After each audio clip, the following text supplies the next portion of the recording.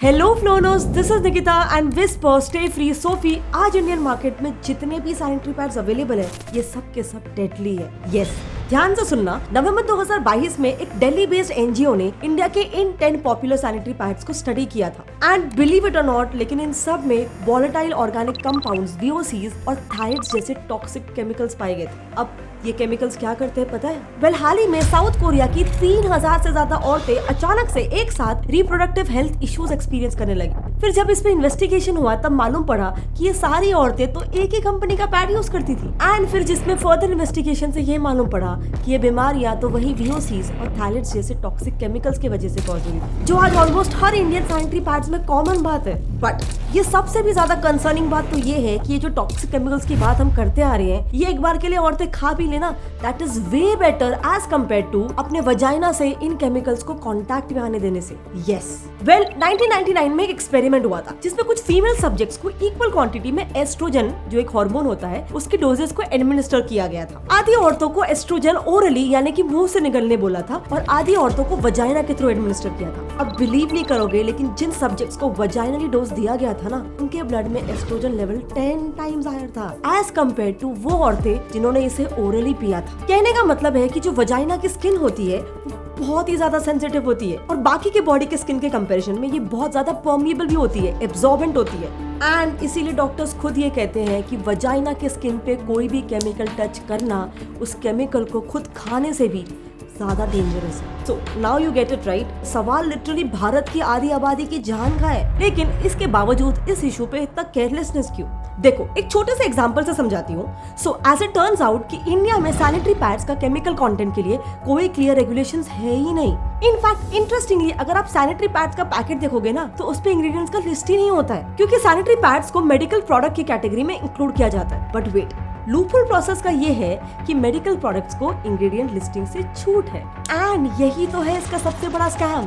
लेकिन यार एक प्रॉब्लम है, ये सब जितने भी इश्यूज है ना, ये सारे के सारे तो सिम्टम्स है। अगर हमें इस इशू को हमेशा के लिए फिक्स करना है तो हमें बीमारी की जड़ पर हमला करना पड़ेगा। बट बीमारी क्या है? पीरियड्स को लेकर मानसिकता। आप बिलीव नहीं करोगे, लेकिन हिस्टोरिकली औरतें पैड्स की जगह पे क्या यूज करती थी पता है?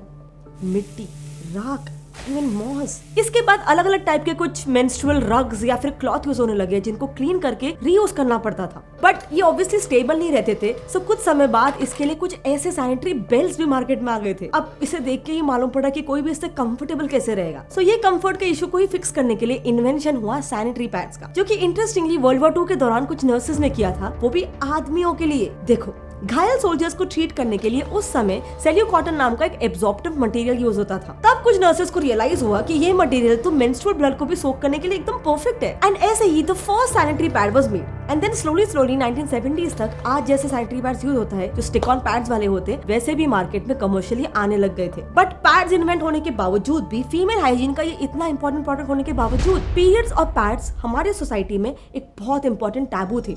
इनफैक्ट पीरियड्स ये शब्द ही नेशनल टेलीविजन पर पहली बार सीधा 1985 के एक एड में आया था। कोर्टनी कॉक्स, आई एम श्योर सब जानते हैं, फ्रेंड्स की द फेमस मोनिका कैरेक्टर, इसने इसे फर्स्ट टाइम टेलीविजन पे ये वर्ड को यूज किया था। Remember, there's a feeling with Tampax.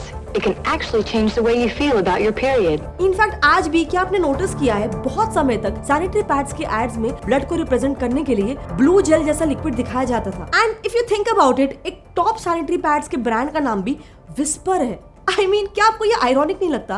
फिल्मों में तो ब्लडशेड और वायलेंस देखना बहुत पसंद है सबको, लेकिन एक वुमेन की लाइफ का इतना ज्यादा नेचुरल और नॉर्मल फेस को लेकर लोग इतने ज्यादा ट्रिगर क्यों हो जाते हैं? सो बस आगे बढ़ने से पहले एक मिनट, क्या आपने भी कभी मेरे तरह ऐसा सोचा है स्कूल में कि आखिर हम ये सारे सब्जेक्ट्स पढ़ ही क्यों रहे हैं, जबकि असल में तो ये सब मेरी लाइफ में कुछ काम ही नहीं आने वाला है? पर ऐसा नहीं है। नॉलेज होना बहुत ज्यादा इंपॉर्टेंट है, और स्पेशली वो वाला नॉलेज जो आपको अर्न करने में हेल्प करे। पर यार हर जगह आपको पढ़ने और ट्रेनिंग के पैसे देने पड़ते हैं, और ट्रेनिंग खत्म होने के बाद ही आपकी अर्निंग शुरू होती है। क्या अगर मैं आपको बोलूं कि आप ट्रेनिंग के साथ साथ अर्न भी कर सकते हो, वो भी सिर्फ 10 मिनट की ट्रेनिंग में आप स्टार्ट कर सकते हो अपना first income. Yes, Mega Trader ऐसा यूट्यूब चैनल है जो आपको सिखाता है to earn by trading on Binomo platform. So देखो, मैंने तो इनके चैनल से ये सीखा कि ट्रेडिंग काफी इजी है जब आपके पास एक कम्युनिटी होती है जो आपको सपोर्ट करे एंड जिनको ऑफकोर्स ट्रेडिंग की नॉलेज हो, जैसे ये चैनल को, क्योंकि ऑफकोर्स सक्सेस बिना कोई फेलियर के मिलना नामुमकिन है। सो अगर आपको भी अर्न करना है तो आप सिर्फ कुछ $10 $10 में $1000 तक कमा सकते हो। मेगा ट्रेडर चैनल को सब्सक्राइब करो और ज्वाइन करो कम्युनिटी ऑफ ट्रेडर्स को, और इस चैनल के साथ 5 से 10 मिनट पढ़ो और ऑन करो मेगा ट्रेडर ₹1000 तक हर दिन। Link is in the description. And now coming back to our topic. But again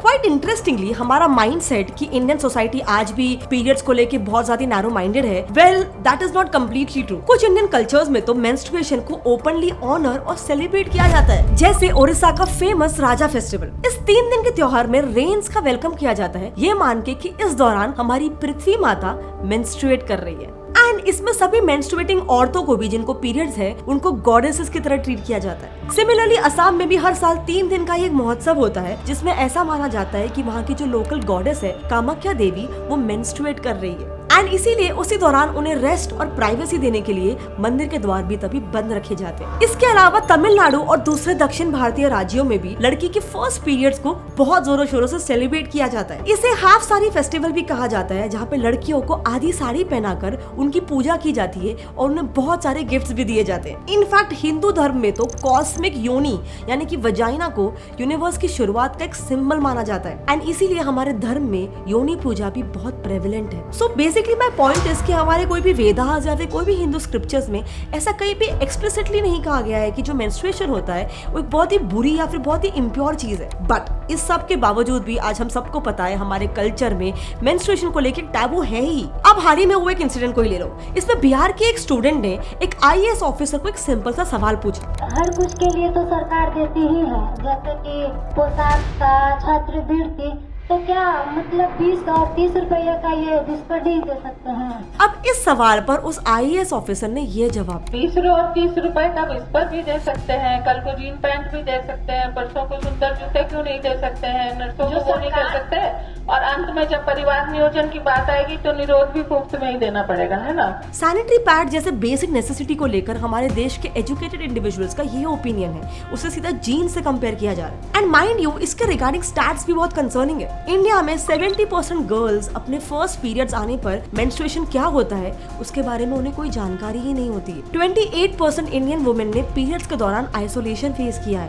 and 3.3 crore Indian girls तो अपना फर्स्ट पीरियड्स आने पर स्कूल जाना ही छोड़ देती है। इनफैक्ट बहुत कम लोग ये जानते होंगे कि इंडिया के कई रूरल रीजन्स में तो औरतों को पीरियड्स आने पर घर से बाहर एक अलग पीरियड हट में भेजा जाता है रहने के लिए। ये हट्स दूर जंगलों में होते हैं जिसमें कोई भी फैसिलिटीज नहीं होती है, बेसिकली बहुत ही ज्यादा अनसेफ और अनहाइजीनिक होता है। अब यही प्रथा नेपाल में भी प्रेवलेंट है और आए दिन इसकी वजह से कई सारी औरतों की डेथ भी हो जाती है। इनफैक्ट पाकिस्तान में तो आज वहाँ पर चल रहे इकोनॉमिक क्राइसिस की वजह से वहाँ की सरकार ने पैसे बचाने के लिए सैनिटरी पैड्स के की मटेरियल को ही इम्पोर्ट करना बंद कर दिया है। अब ये मत समझना कि ये स्टिग्मा सिर्फ एशियन कंट्रीज में ही है, वेस्ट कंट्रीज जैसे कि US और UK में भी यही स्टिग्मा प्रेवलेंट है। फॉर द लॉन्गेस्ट टाइम यहाँ पर भी टैम्पॉन्स और दूसरे फीमेल हाइजीन प्रोडक्ट्स को लग्जरी आइटम माना जाता था और उस पर एज अ नतीजा एडिशनल टैक्सेस भी लगाए जाते थे। इनफैक्ट पीरियड्स को लेकर टैबू इतना ज्यादा है कि आज की तारीख में पीरियड्स के लिए अलग अलग लैंग्वेजेस में कुछ 5000 यूफेमिज्म्स है, यानी कि कोड वर्ड्स एग्जिस्ट करते हैं। जैसे इंग्लिश में से कोड वर्ड दिया गया है शार्क वीक, क्योंकि the pain is as bad as a shark bite, get it. French में इसे कहते हैं लेस एंग्लिश ऑन द बाक,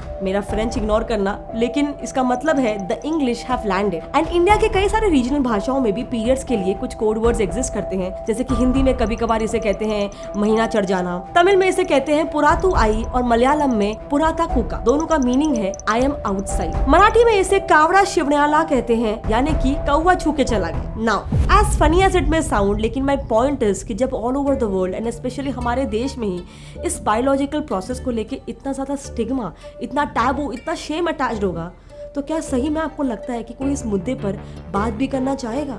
भले ही इस इशू पे कितने भी प्रॉब्लम्स क्यों ना हो, चीजें सामने आएगी ही नहीं। एंड ये बात जैसे मैंने कहा लिटरली आधी इंडिया की आबादी की जान की हो रही है। इनमें मौजूद इतने डेडली केमिकल्स होते हैं। चलो पहले स्टार्ट करते हैं थैलेट से। सैनिटरी पैड्स को क्लीन और वाइट अपीयर करवाने के लिए उसे ब्लीच करना पड़ता है एंड उसी के लिए यूज किए जाते हैं ये थैलेट्स। ये पैड्स की सॉफ्टनेस और फ्लेक्सिबिलिटी भी बढ़ाते हैं, लेकिन थैलेट मॉलिक्यूल्स की प्रॉब्लम ये होती है कि वो प्रोडक्ट से बाउंड नहीं रहते, जल्दी से डिटैच हो जाते हैं एंड इसीलिए वो बॉडी में भी जल्दी से एब्जॉर्ब हो जाते हैं। अब लंबे समय तक इसका एक्सपोजर होने पर ये reproductive, neurological and even cardiovascular problems cause कर सकते हैं एंड इन फैक्ट ये ब्रेस्ट कैंसर जैसे डिजीजेस से भी लिंक्ड होते हैं। नेक्स्ट है VOCs यानी कि वॉलेटाइल ऑर्गेनिक कंपाउंड्स, जो कि पैड्स को बेसिकली एक अच्छी फ्रेग्रेंस देते हैं। ये इजीली इवेपोरेट होके वजाइनल स्किन में बहुत अच्छे से एब्जॉर्ब हो जाते हैं, लेकिन इसके लॉन्ग टाइम एक्सपोजर से पैरालिसिस और मेमोरी लॉस जैसे न्यूरोलॉजिकल इफेक्ट्स तक हो सकते हैं। एंड वर्स्ट केस सिनेरियो तो अगेन वही है, कैंसर हो सकता है। अब ये सब के अलावा पैड्स में पेस्टिसाइड्स और प्लास्टिक्स भी पाए जाते हैं। ऐसा कहते हैं कि सैनिटरी पैड्स को लीक प्रूफ बनाने के लिए इनमें 4 प्लास्टिक बैग्स के बराबर का प्लास्टिक यूज किया जाता है। एंड इन प्लास्टिक बैग्स को डिकम्पोज होने के लिए 500 से 600 साल लग सकते हैं। मतलब आपकी हेल्थ के साथ साथ ये एनवायरनमेंट के लिए भी एक बहुत बड़ा बर्डन है। But here's the big question, sanitary pads नहीं तो और क्या? देखो, मार्केट में tampons, menstrual cups, menstrual discs जैसे बहुत सारे ऑल्टरनेटिव्स अवेलेबल हैं, लेकिन ये इतने भी रेडिली अवेलेबल नहीं होते। बट फिर भी इंडिया में आज बहुत सारे locally made eco friendly pads available हैं। जैसे ये बनाना लीफ फाइबर पैड्स, ये बायोडिग्रेडेबल है, रियूजेबल है, कॉस्ट इफेक्टिव है एंड 100% सेफ भी है। इसकी एक इंटरेस्टिंग बात ये है कि एक स्टडी ने पाया कि 3 साल से यूज हो रहे ये बनाना लीफ फाइबर पैड में उतने ही माइक्रोबियल लोड था, यानी उतने ही माइक्रो ऑर्गेनिजम्स थे जितना एक अनयूज्ड पैड में थे। मतलब it is that safe. And अगर कॉस्ट की बात करें तो उसका एक पैक जो कि मिनिमम 1 साल तक तो चल ही जाएगा, उसका प्राइस है 370 रुपीज। एंड लड़कियां तो जानती होगी कि वो साल भर में पैड्स में कितना खर्च कर लेती है। आराम से मिनिमम 2000 से 3000 तो खर्च हो ही जाते हैं। एंड इसके अलावा भी इंडिया में कई सारे ऐसे स्मॉल बिजनेसेस हैं, जैसे कि आनंदी पैड्स, माई पैड्स, आजादी पैड्स एक्सेट्रा एक्सेट्रा, जो भी ऐसे ही बैम्बू, वाटर हाइसिंथ, कपड़े वगैरह के बने होते हैं। अब ये सारे पैड्स भी रेगुलर पैड्स के कंपेरिजन में बहुत ज्यादा सेफ और चीप भी होते हैं। बट आई अंडरस्टैंड कि ये ऑप्शंस उतने ज्यादा लीक प्रूफ या फिर कन्वीनियंट नहीं होंगे जैसे रेगुलर पैड्स होते हैं। एंड इसीलिए बहुत ज्यादा जरूरी है कि गवर्नमेंट इस इशू पे जितना जल्दी हो सके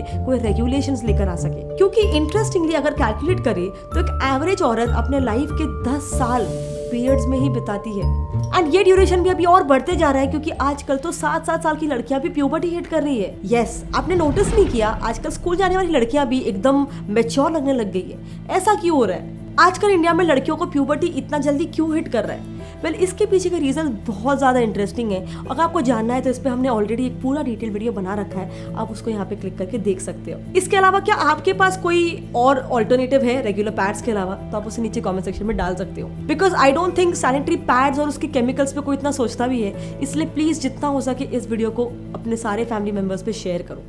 जय हिंद।